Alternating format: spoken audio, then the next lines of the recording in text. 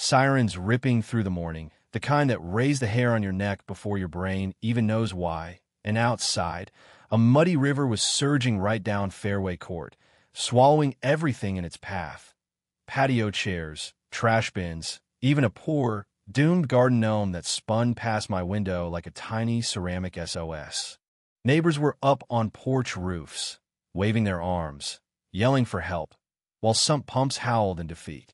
And me? I was standing there in my pajamas, holding coffee like it was an Olympic torch, staring out my front window, because my Ring camera had just captured something I'll never forget. Honest to God, it looked like the flood water hit the soft curve of my grassy berm, split perfectly in two, and whooshed around my property like I had an invisible shield. You ever see something that made you blink twice, just to be sure you're not dreaming? Let me set the scene. Every single house on my cul-de-sac was flooding. Every house except mine. Not a drop in my garage. Not even a soggy welcome mat. My name's Nolan Price. I bought this plain old craftsman style in Sycamore Meadows because I value peace and quiet. You know, evenings where the loudest thing you hear is a lawn sprinkler or maybe a distant ice cream truck. Not, say, your driveway turning into the Mississippi Delta overnight.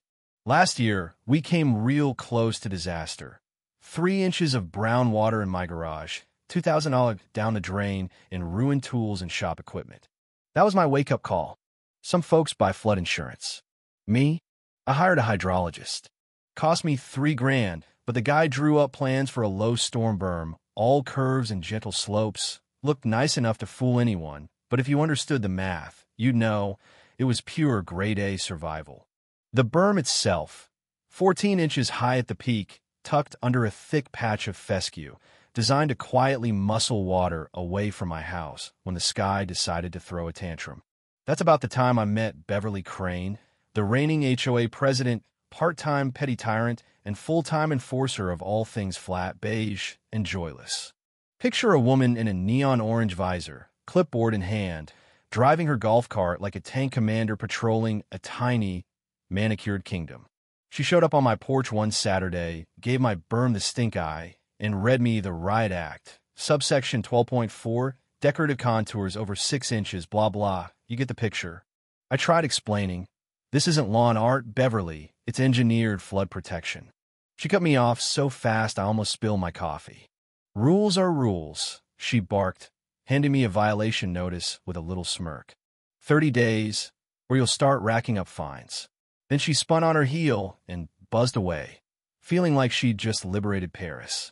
What followed was, honestly, something out of a sitcom, if sitcoms were written by Kafka.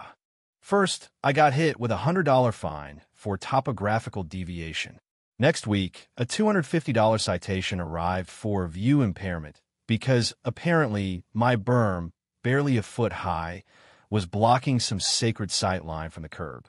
Beverly began showing up at dawn with a selfie stick, bubble level taped on, muttering into a voice recorder about gradient angles and aesthetic disruption. She started posting cryptic warnings on Nextdoor, hinting my berm was either a secret bunker, a skunk hotel, or a high-tech water weapon aimed at the neighbors. When she started a petition for a full code inspection of my property and got 43 signatures, most from people who couldn't pick my yard out of lineup, I knew I was in deep. At the next HOA meeting, Beverly strode up to the podium, binder thicker than a phone book, and delivered a 20-minute lecture about how green spaces must remain green and flat, not elevated. She stared at me like I owed her money. I tried handing over my hydrologist report, full of county permits, topo maps, calculations. Beverly glanced at it for about 3 seconds, called it big dirt propaganda, and moved on. A few folks chuckled nervously. Nobody wants to be Beverly's next chew toy. But Beverly wasn't satisfied with fines and finger-wagging. She leveled up. Out of nowhere, I got an emergency aesthetic directive on what looked like city letterhead, ordering me to remove the berm, except the letter was fake. City logo and all, totally forged. Then, get this, while I was at work, Beverly hired a handyman to normalize my yard. The poor guy showed up with an excavator and just chopped the berm clean off, slicing right through my silt fence like a birthday cake. Beverly posted "Neighborhood Restored" on Facebook, complete with 3 exclamation marks and a grinning emoji. Felt like getting mugged, and then watching the thief throw a parade. What Beverly didn't know was, months before, I'd sent the full hydrology file to the county floodplain office, just to be safe. What I didn't know was she'd committed actual forgery, until a real city inspector, summoned by my legitimate email, arrived to find my berm gone, fresh dirt piled in the storm swale, and a construction dumpster blocking the curb inlet. He was not amused. Used words like tampering, unauthorized, grading, and my new personal favorite, redirected runoff liability. He took so many photos it felt like a crime scene. And then the weather, as if on cue, decided to make a point. The news called it a once-in-a-century storm. The kind of headline you see and think, well, that'll be somebody else's problem. Nope. That storm was coming for us, arriving on a Thursday, because nature doesn't care about your work week. With my engineered berm gone, my house should have been underwater. But here's the twist. The previous weekend, I'd built a temporary berm, sandbags, landscaping fabric sod. It looked like a lumping green snake, honestly, but it was legal, and it would work. Thursday hit like the end of the world. Rain poured so hard it felt like living inside a car wash. Within 20 minutes, 6 inches of water was racing down the street, getting faster, getting louder, swallowing everything.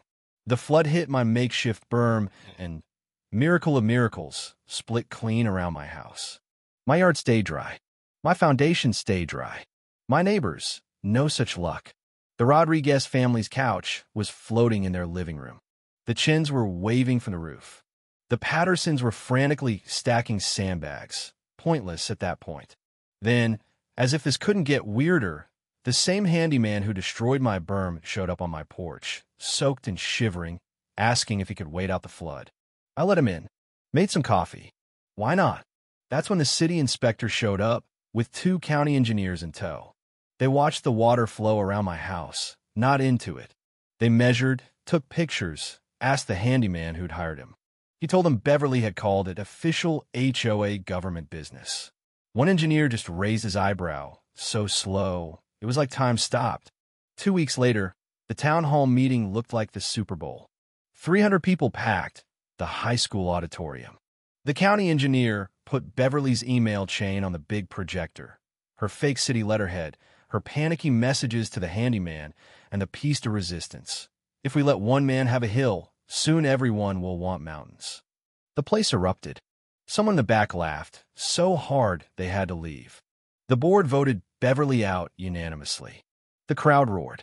But fate wasn't done. The city hit Beverly personally with $8,000 in fines for illegal grading inside a protected drainage easement. The HOA's insurance jacked up premiums by 40% for gross negligence by an officer. Beverly's own homeowner's insurance wouldn't pay. Willful misconduct. I sued for my repair costs, property damage, and emotional distress. In court, my attorney showed the forged docs, inspector reports, and the county engineer's testimony, how Beverly's stunt endangered the entire block's flood safety. Her lawyer tried to spin it as good faith aesthetics, but the judge cut him off. Forging government documents and destroying permitted flood controls is not good faith. Slam dunk. I won $32,000 plus $18,000 in attorney fees. But the judge wasn't finished. He leaned forward, gave Beverly a stare that could melt steel, and asked if she understood how serious this was. She mumbled something about standards. He sentenced her to 90 days of community service, running a sandbag distribution tin in front of City Hall, orange vest, and whistle next to a sign that read, "Ask me about proper water flow." Half the neighborhood showed up on her first day just to see it. Oh, and she was barred from any HOA office for 10 years. Plus, she had to take an online course called Introduction to Hydrology for Non-Engineers Who Suddenly Care. Cost her $495 and 40 hours. Last I saw Beverly, she was marching out of the courtroom, lips pressed so tight they could have sliced paper. And me? My house is dry. My tools are safe. And my neighbors, well, they all suddenly want berms of their own. So here's my question for you. Where's the line between neighborhood standards and common sense? Who gets to decide what's right, the rules or reality?